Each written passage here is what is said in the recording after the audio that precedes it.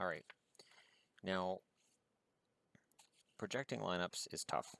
And it's tough when you're projecting Chicago because I don't think Chicago's done yet. And it's their left side that I really look at and go, it can't be done. It can't be done. Their blue line is pretty set. Down the middle, they're set. On the right side, close. And in net, they're set. The left side, because I got Panarin, Taves, and Kane as their top three forwards, of course. Hossa moves up to that first line. Kane drops to the second, plays with an Anisimov, and Panik is the one I've got in that spot. And then third line, I have Rasmussen, Kruger, and Schmaltz. I have Nick Schmaltz making the team. Remember, this is opening night roster. And then your fourth line's Mashinter, Desjardins, and Tutu, who they just signed as a free agent. Jordan Tutu still has something left in the tank. Sadly, I'm not a fan of Jordan Tutu as a player. So my affection for the Hawks from last year may be short-lived. All it takes is one dirty hit by 2-2 against Vancouver, and that might be it. And for their extras, I have Hartman, who's a rookie, and Lundberg, who they signed as a free agent. Free agents Chicago signs from Europe, I value more than free agents signed from Europe for other teams because of Panarin. So they know they needed to replace Teravainen, and we'll see whether or not they did it with one of the guys internally that they've picked up. But they won't settle for less. If they get out of the gate slow, if this lineup doesn't make it, they'll make moves. Stan Bowman is still the smartest GM in the league. Cap management is tricky when you win the Stanley Cup. Because when you win the Stanley Cup, everybody's value goes up. The whole team, their value goes up. And there's going to be guys who get money that they otherwise wouldn't have got, but they won a Stanley Cup. So, these things happen. Anyways, on the blue line, I have Keith and Hjalmarsson, Seabrook and Campbell, Van Riemsdyk and Roosevelt. But they also signed out of Europe Kempney, and he's got a shot. And then they still have Eric Gustafsson down there too. So if Roosevelt can't play every night, it's fine because they may just have the depth guys to make up for it. And then in net, you've got Crawford and Darling. There isn't really much to say about Chicago. This team makes the playoffs. This team likely gets home ice in the first round. And we'll see where it goes for them from there.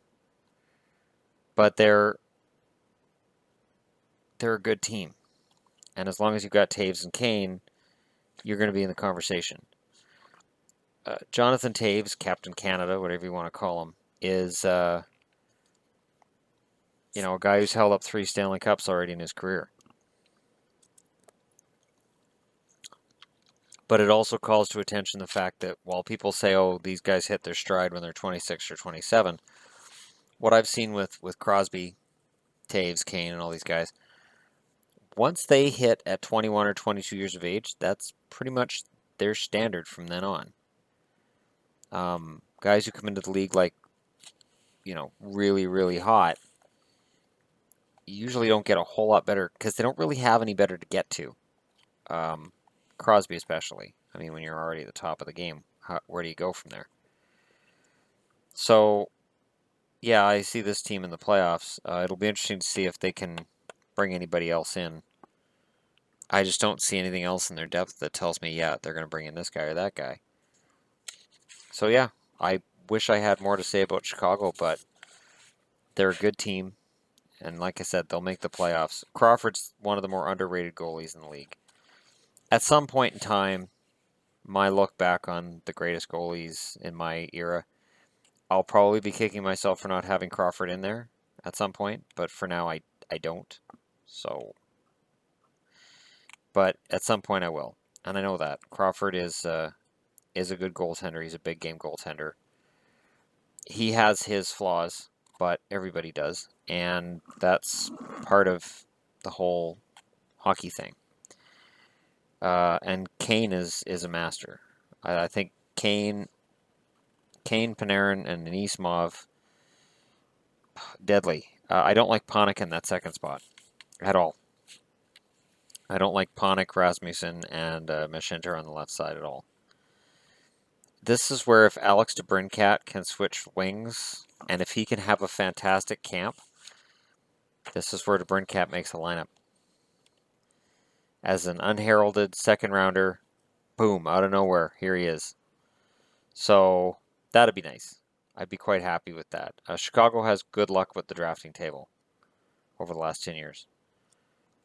I mean, Taves and Kane were high draft picks, sure, but they've made some really good, smart, shrewd moves. So we'll see how it turns out for them. But right now, they're a playoff team.